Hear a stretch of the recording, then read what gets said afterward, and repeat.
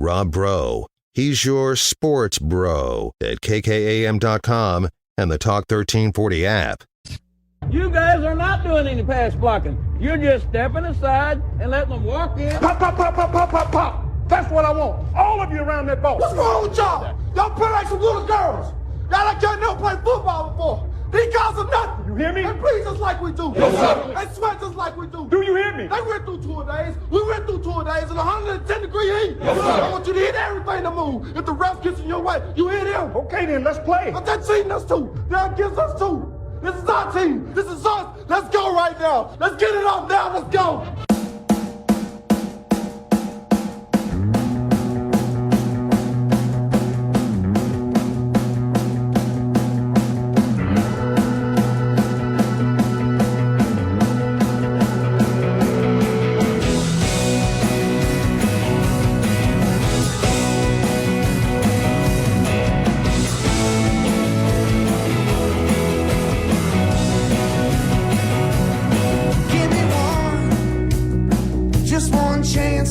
Welcome in. It's the Rob Bro Show, Talk 103.9 News, Money, Sports. I am the host. You are the co-host. You can text in 806-855-3712. We'll have a good time today.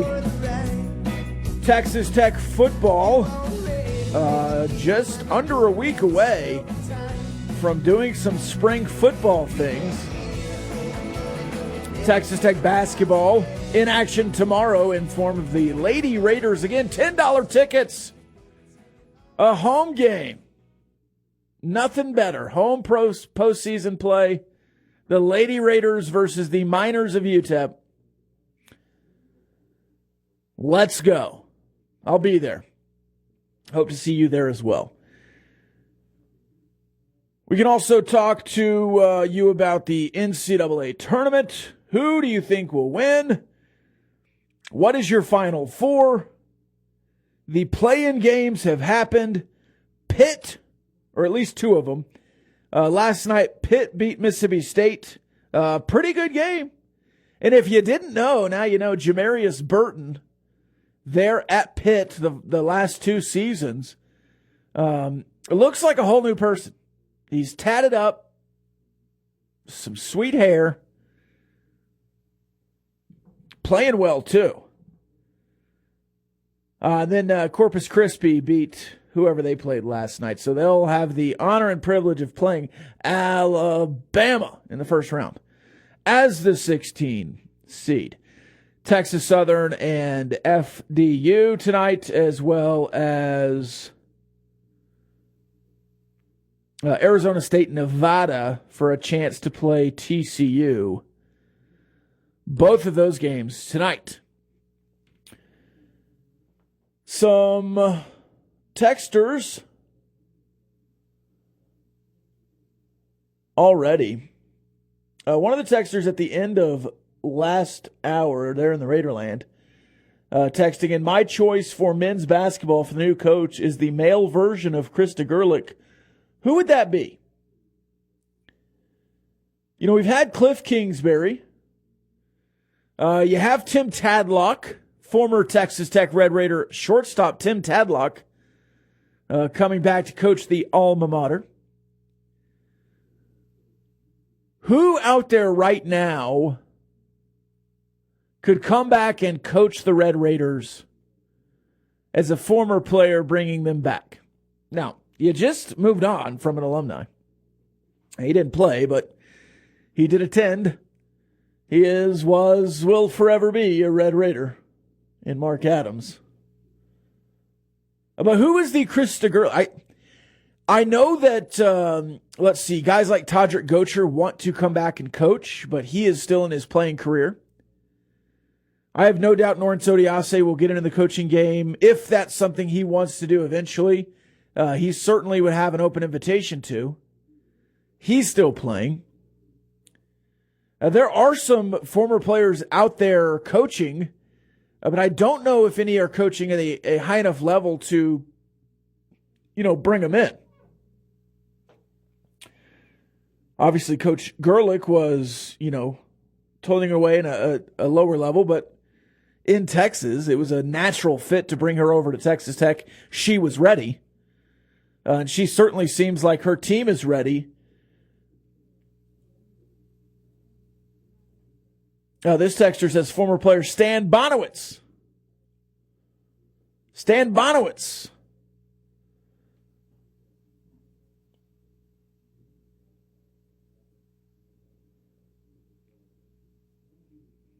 More to talk about here as well. Apparently Stan Bonowitz is at Concordia. Concordia University there in Austin. Oh, is that the same Concordia? I thought Concordia... I actually don't know. The Concordia Tornadoes is the associate athletics director, head men's basketball coach at Concordia. He's in his 17th season as the head coach of Concordia University. Yeah, that's the one in Austin. He once had an academic meet at Concordia back in high school. And we walked down to the University of Texas because it's fairly close. Shirked all of our responsibilities there during the academic meet and got lost on the UT campus. Found our way to Darrell K. Royal. It was open. So we walked the field. And then, we're just in the players' lounge playing pool. Nobody there. Nobody knows what's going on. We realized we need to get back to our meets and have to, hurry back to Concordia. I don't remember if I almost missed headline writing or prose. I read a Dr. Seuss story that was assigned to me on the bus ride up. State champion headline writer, no big deal. State champion duet actor, no big deal. I don't like to brag on here. I was just stating facts here. Speaking of facts,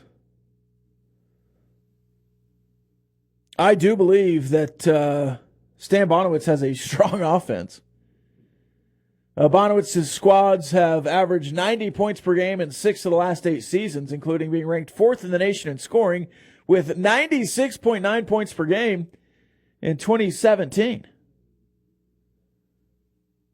They've also led their conference in scoring 13 of the last 16 seasons. He earned his 200th career victory in 2018 with a win over Sul Ross State.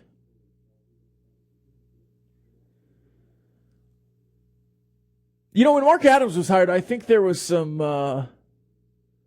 talk about Bonowitz coming down as the de facto offensive coordinator. But again, I don't know how much I put into a guy being an offensive or defensive guy on the staff. It just seems like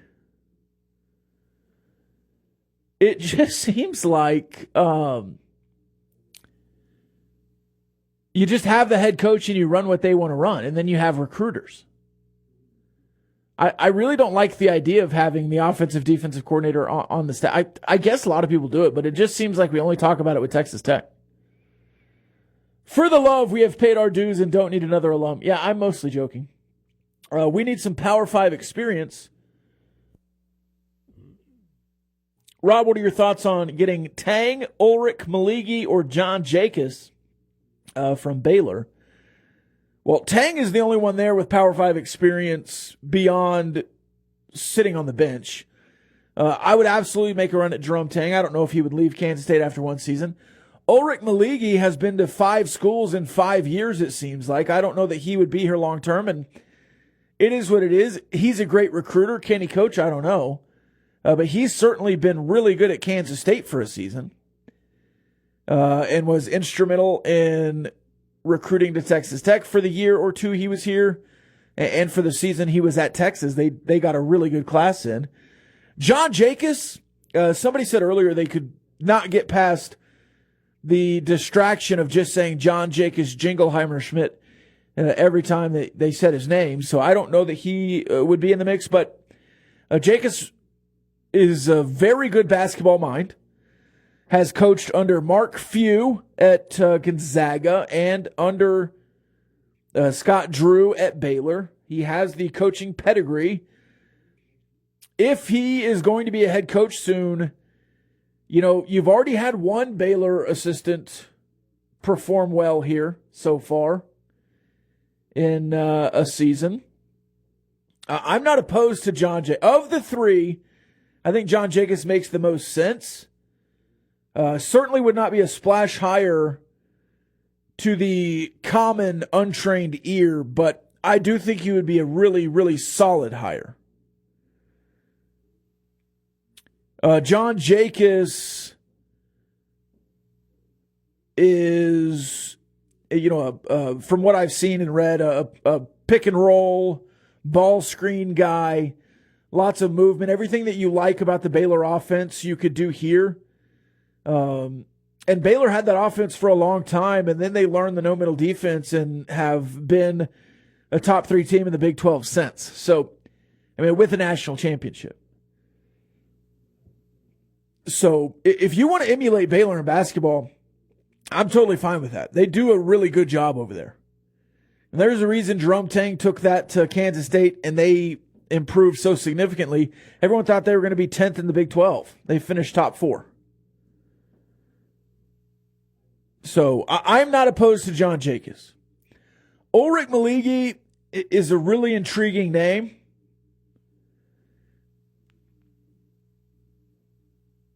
It's just a cool name. But beyond that, I don't know.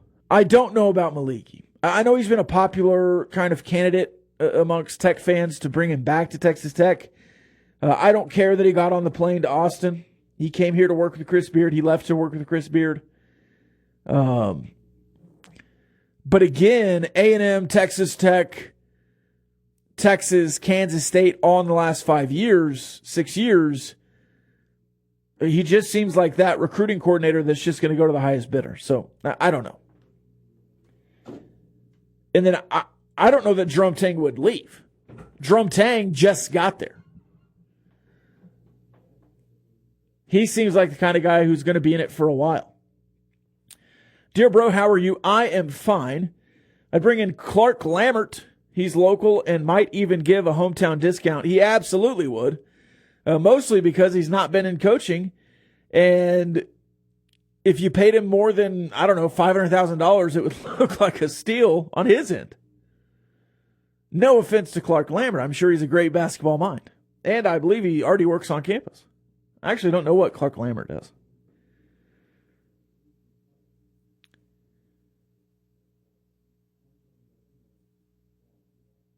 We have a texter against Stan Bonowitz.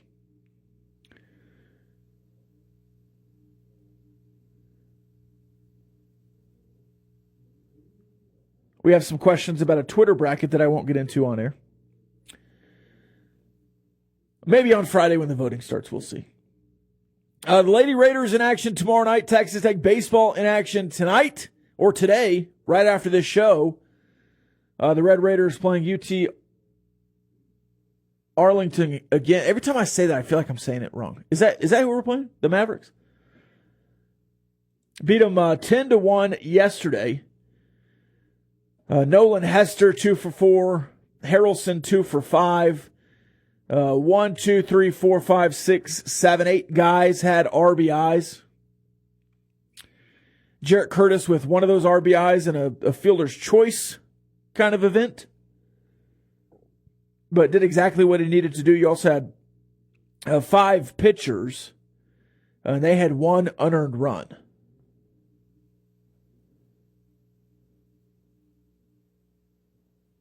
Trendon Parrish gave up that unearned run. He had 3 walks in 1 inning, 1 hit, 1 run, 2 strikeouts. All right, we will take the break. When we come back, look toward today's baseball game. We'll go find the lineup, talk about the starting pitcher. It's the Rob Rose Show, Talk 103.9 News, Money Sports.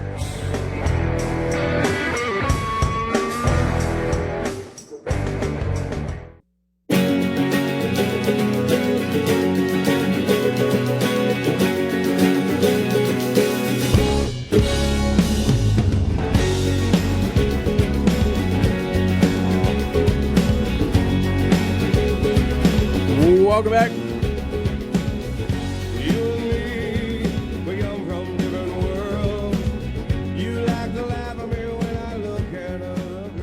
Rob Rose Show. Talk 103.9 News, Money, Sports. Always got to let Hootie play a little bit.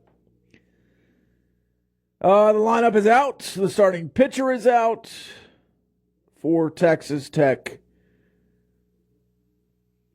baseball. The lineup, Gage Harrelson in center field today. Ryan Brome batting second and DH. Bazell, third base. Green, second base. No surprises so far. Gavin Cash at first, batting fifth. Owen Washburn in right field.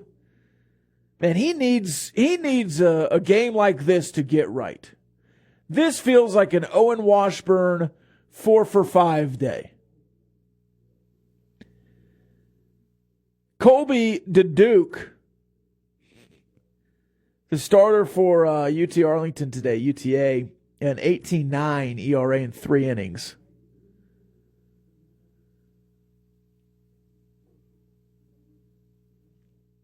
Catcher Hudson White, shortstop Tracer Lopez, left field Damian Bravo, Hester with the day off. Starting pitcher today, Zach Erdman.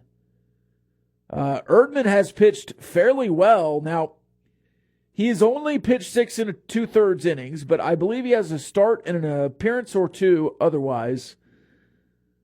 Pitched decent in his last start. It was nothing to write home about, but certainly a solid start for what it was and what he is as a freshman. He also had a really good inning against A&M and Houston.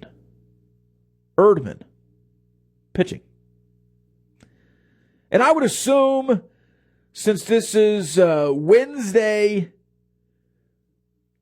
the Texas Tech Red Raider baseball team will go Johnny Allstaff, and then these guys will be available as soon as Friday, depending on what they pitch, but certainly available this weekend against Oklahoma State. And I would assume in the cold weather, you're going to see a lot of pitchers this weekend, especially with the offenses of both teams. If either of those can heat up in the cold weather, you're going to have some, maybe not issues, but certainly some back and forth there with the offense and pitching if it's that cold. And it certainly feels like it will be. Or looks like.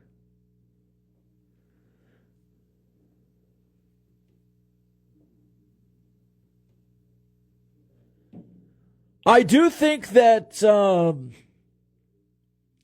Texas Tech baseball will win this one. I don't want to say easily, but UT Arlington 7-9, Texas Tech 15-3. Now UT Arlington, to their credit, beat TCU this year, and it only takes one game or one big inning from a team like this to beat a much better team. That's how baseball go.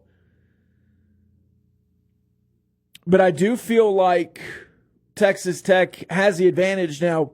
Damian Bravo, a.k.a. the network there, in the lineup in left field. Gage Harrelson playing his first action in center field, I believe, this year. Since the first series, he might have been your day one opening day starter in center field before Dylan Carter came back.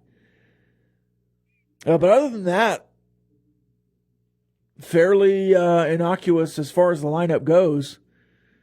Jarrett Curtis got his shot yesterday. I would assume you're going to see, like you did in the middle of last year, a bunch of guys playing in the outfield, trying to figure out the best combination. If Owen Washburn hits today, it'll be this outfield, except, Nolan Hester in left field this weekend. If Owen Washburn finds something. I mean, the kid was one of the most, if not the most, consistent player in your lineup last season. If not at the plate, certainly in the field. Played every single game in right field. But he is batting through 18 games, 50. .050. Which, is not good. But early in the season, with as many at-bats as he's had, it takes one game to get you up to 200 if it's a really good game. I mean, that's how baseball statistics work, especially in limited at-bats. If you can just have one good game, your whole season looks different. And baseball is a game of confidence.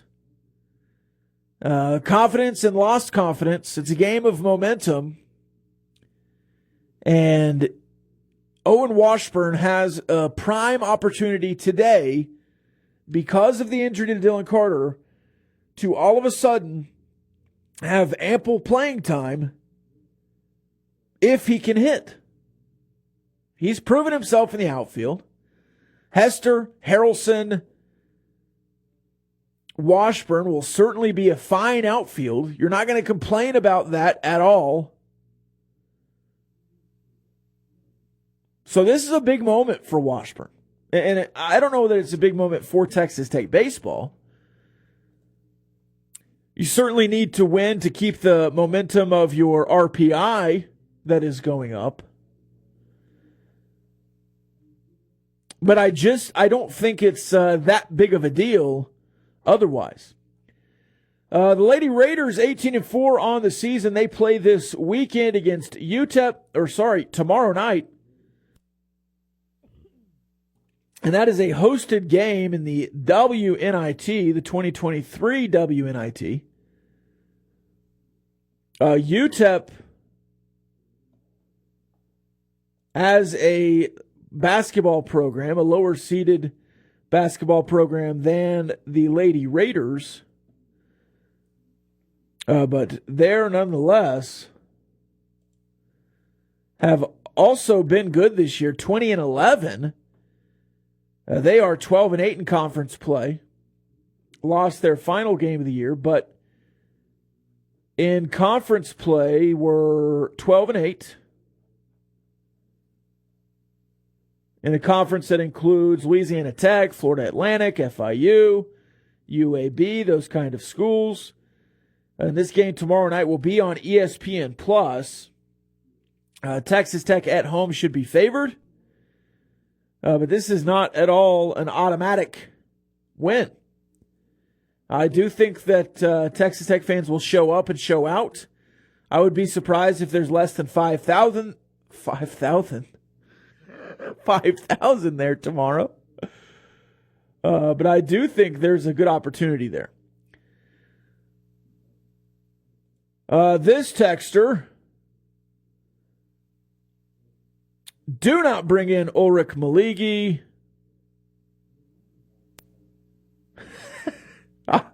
I've heard this rumor. I'm not going to say this rumor on air, but I've heard it. I did not hear that while he was here. But Maligi says this texter says Maligi's a liability, and our search firm knows this. He's not even on the short list for recommendation. I don't think he is either. Texter also says, great reference from Juan Washington. That is the way baseball goes. That's right.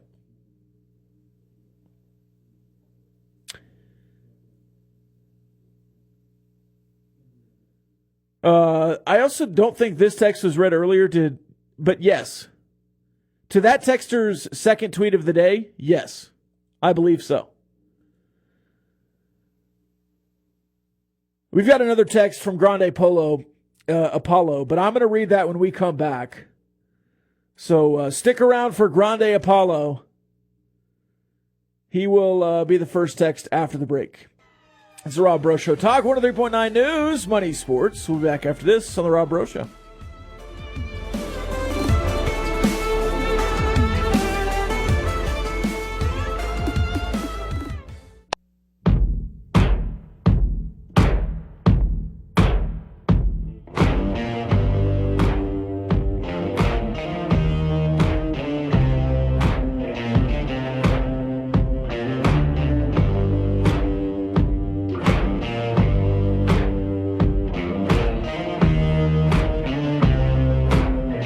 Welcome back.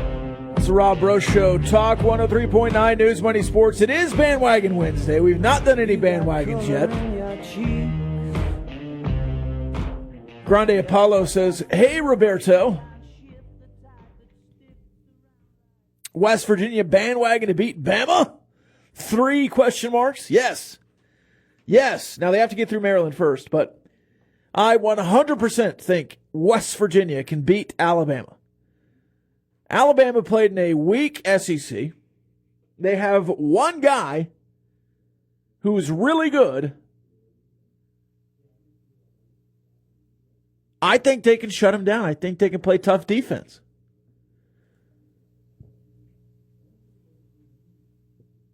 This texter, does John Jacobs Jingleheimer Schmidt get a look because of Joey's time at Baylor?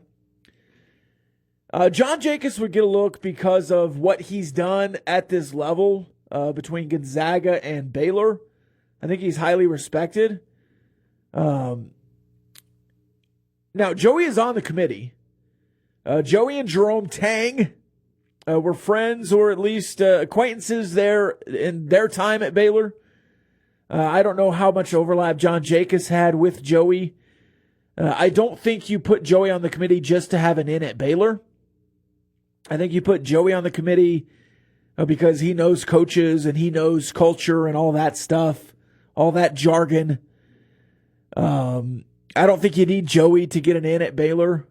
Anyone in the Big 12, I think you can go interview just on your own merit. But I think Jacobs will get a look if 4 or 5 other big names turn you down. I think you'll go get a guy who's been a head coach at this level and maybe even the next level. But I don't know for sure. I really do not know. I have been trying to keep up with this coaching search process. I'm not a member of message boards, but I've been asking around. And I really have not seen anything beyond the names that have been reported by national media. And those names are not impressive. They aren't. Grant McCasland, somebody a few weeks ago, right when it happened, and Grant McCasland was the guy, said that would be a Matt Wells hire. Somebody else during the break was texting me saying that would be a Matt Wells hire. If Grant McCasland's hired, I wouldn't be against it, but it would not excite me. It would be fine. And I think he would have moderate success, but I don't think Grant McCasland takes you to the next level or gets you back to the level you were at 3-4 years ago. Could Grant McCasland go 500 in the Big 12? Probably. Is that all you want? And if Grant McCasland brings his entire staff from North Texas, it absolutely is a Matt Wells hire. It is. That's what happens. If you bring your full Conference USA staff to the Big 12, then you're just doing the Mountain West thing with Matt Wells.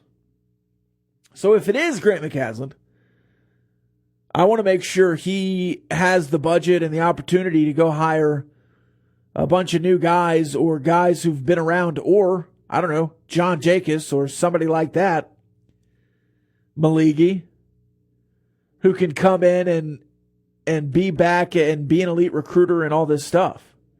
I mean, something that Baylor has done is recruit really well. Really well. And if that's Tang, if that's Jacobs, and not as much Scott Drew, those are the guys you're going after. Those are the guys you want. 100%.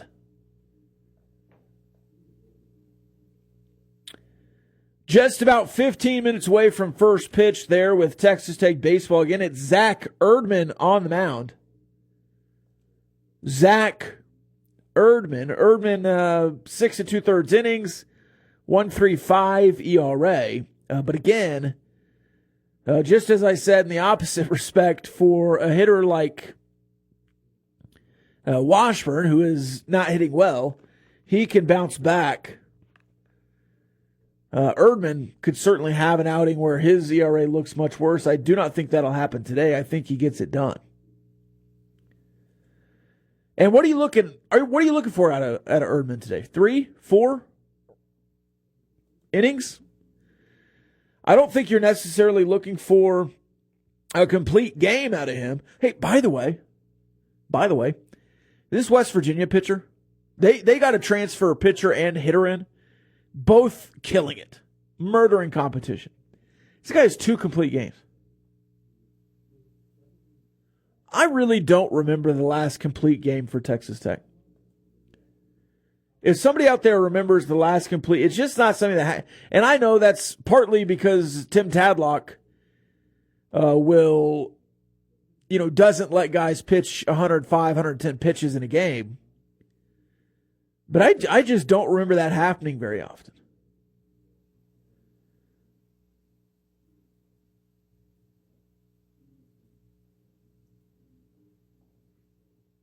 Texas Tech baseball, 2 o'clock today.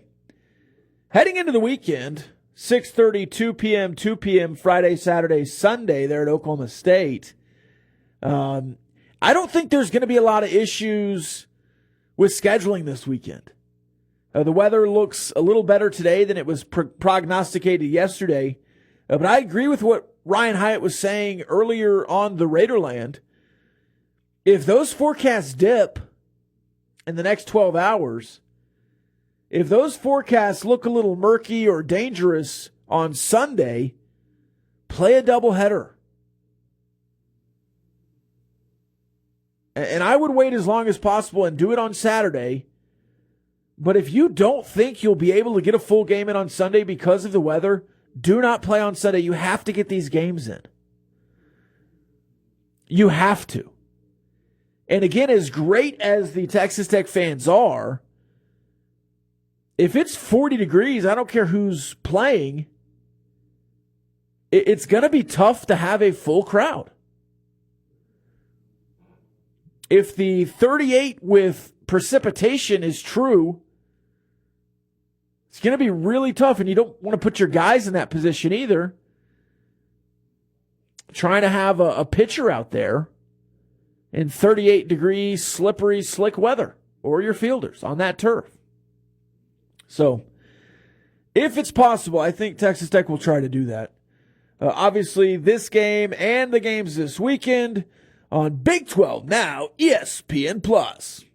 All right, we'll take the break here. When we come back, more talking. It's the Rob Breaux Show, Talk 103.9 News, Money Sports.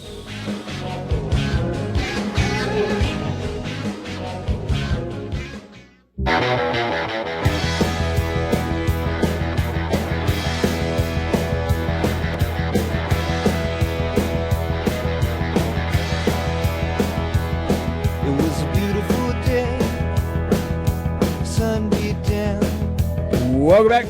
It's the Rob Breaux Show. Talk 103.9 News, Money, Sports.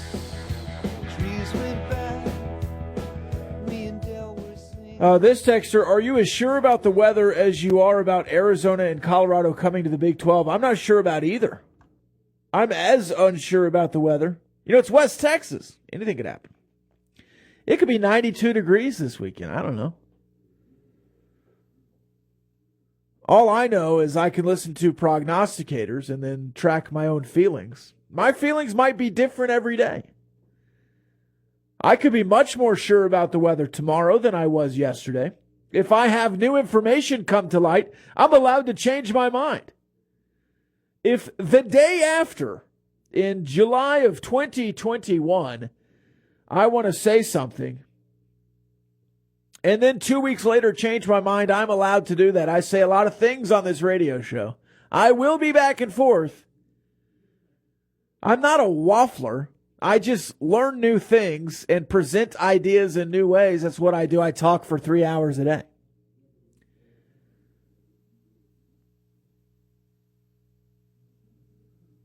So, I'm not sure about anything, though.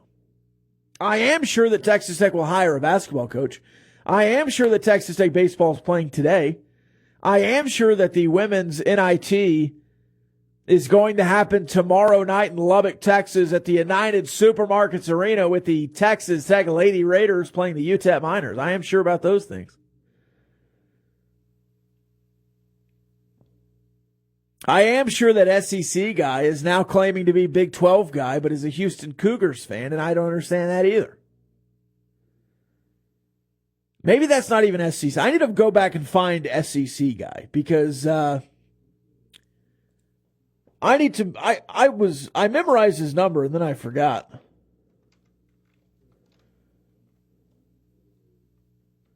You know how it goes. He hadn't texted in a while.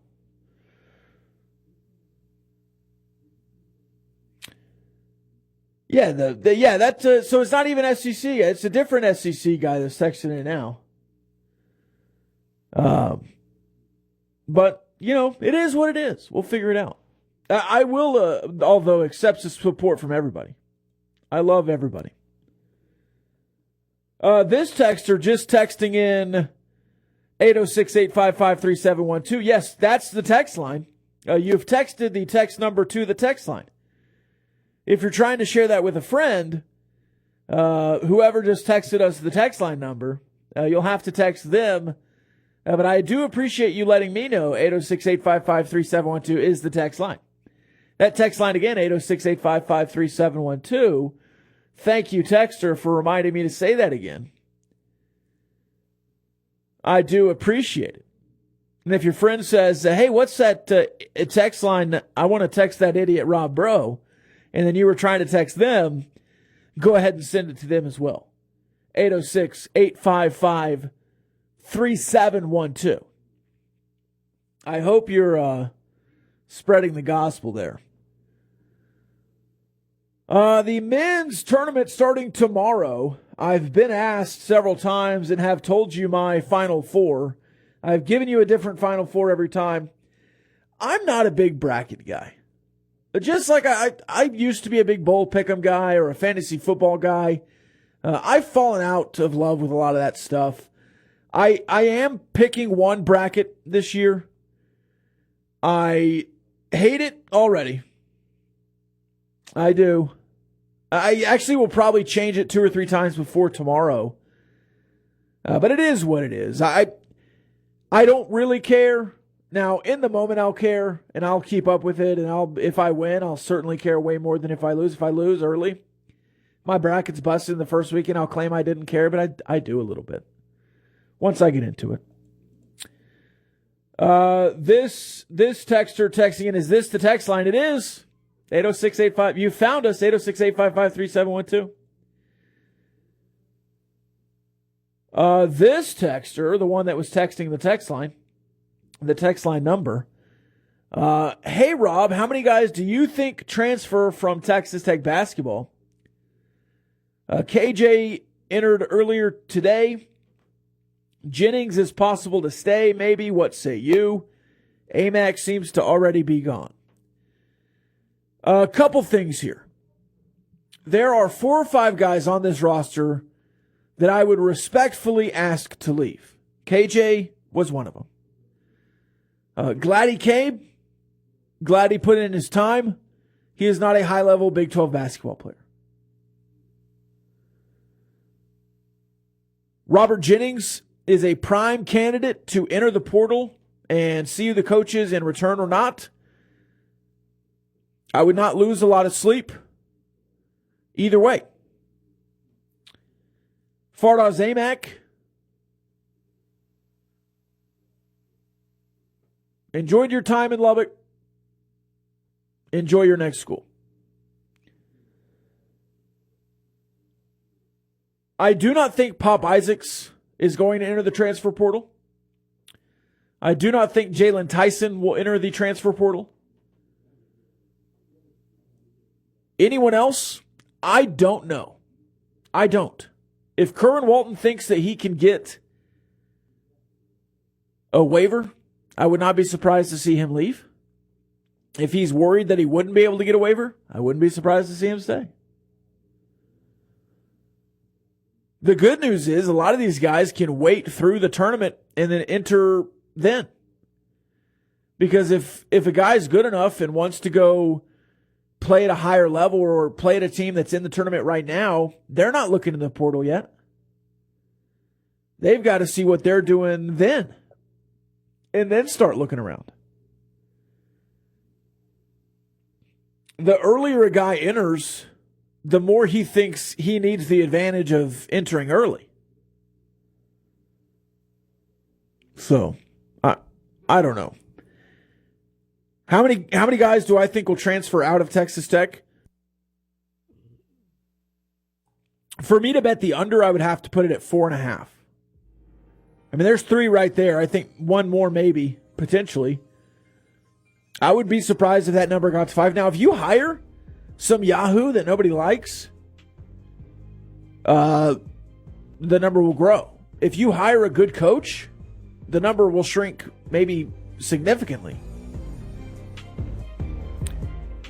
On top of that, if you hire a really great coach, that number might grow just because he's kicking people out and saying, I can build my own roster, thank you. This is my place now.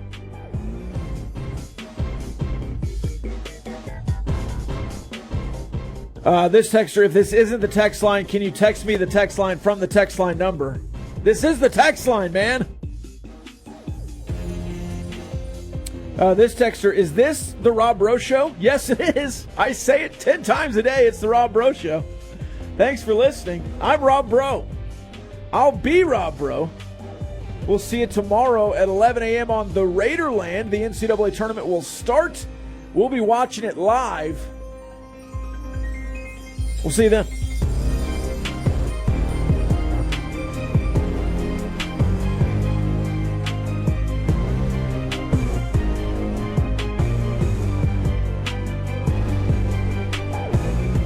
The views and opinions expressed by the participants on this Talk 1340 program are not necessarily the views of Talk 1340, its advertisers, staff, management, or Town Square Media.